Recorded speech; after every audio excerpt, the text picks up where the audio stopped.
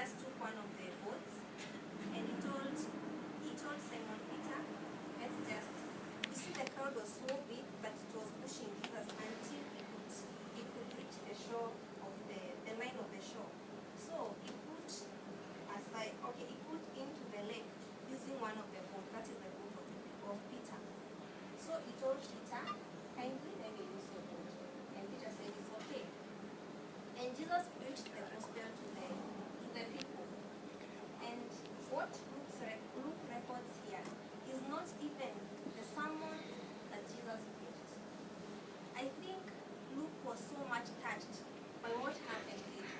We even are not told what the subject of that preaching was.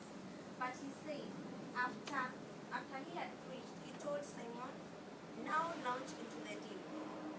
Jesus had seen them, they had fished all night and they had caught nothing. So he told them, now launch your nets into the deep and put your nets for you to catch something. One thing I want us to learn